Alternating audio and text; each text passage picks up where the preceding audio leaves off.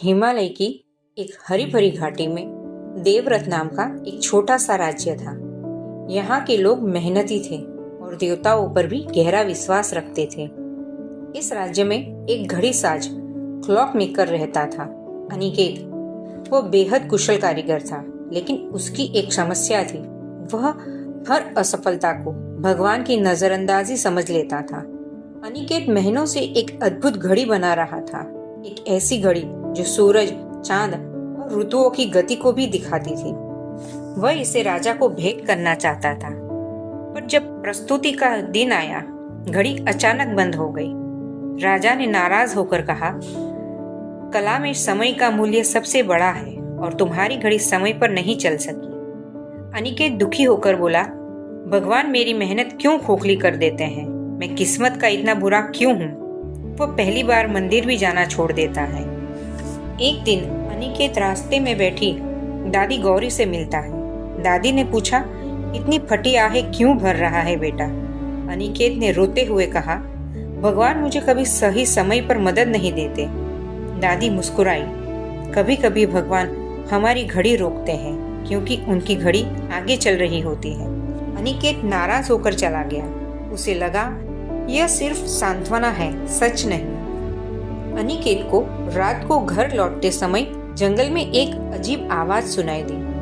वो डरते डरते आगे बढ़ा तो एक वृद्ध साधु जमीन पर गिरे हुए थे। अनिकेत ने तुरंत उन्हें पानी दिया, बांस की लकड़ी से सहारा दिया और घर ले आया। साधु बोले, बेटा तूने मेरी जान बचाई। जो तू समझ नहीं पा रहा वही तेरा मार्ग है। कभी कभी भगवान एक रास्ता बंद करते हैं क्योंकि दूसरा रास्ता हमारी प्रतीक्षा कर रहा होता है। अनिकेत ने साधु की बातों को गंभीरता से नहीं लिया, पर उसकी आंखों में एक अजीब चमक थी। अगली सुबह साधु ने कहा, मुझे पहाड़ की चोटी पर स्थित त्रिकालेश्वर मंदिर पहुंचना है, क्या तुम मदद करोगे? अनिकेत ने अनिच्छा से हाँ कहा। वे दोनों चढ़ाई पर निकल पड़े। ठंडी हवाएं, धुंध और खतरनाक पगडंडियां। मंदिर पहुंचते ही साधु ने अनिकेत को घड़ी जैसा एक पुराना उपकरण दिखाया जो टूटा हुआ था। साधु बोले, इसे देव यंत्र कहते हैं।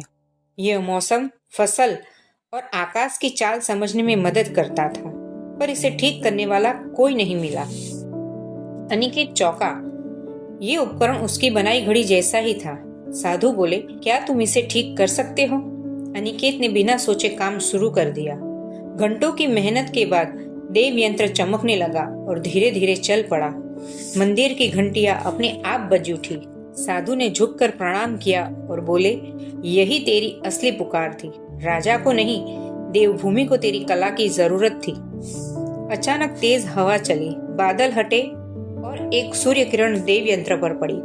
उस पल अनिकेत को एहसास हुआ, जिस दिन उसकी घड़ी बंद हुई थी, जिस दिन राजा नाराज हुआ, जिस दिन साधु मिले, सब कुछ उसे यहीं लाने के लिए था। वह रो पड़ा और बोला, तो भगवान मुझे रोक नहीं रहे थे, वो मेरा रास्ता बदल रहे थे। साधु मुस्कुराए और बोले, मनुष्य अपनी योजना देखता है, पर भगवान संपूर्ण यात्रा। उनकी योजना कभी गलत नहीं होती। राज्य में लौटकर अनिकेत राजा को पूरी बात बताता है। राजा प्रभावित होकर उसे देव कारीगर की उपाधि देते हैं।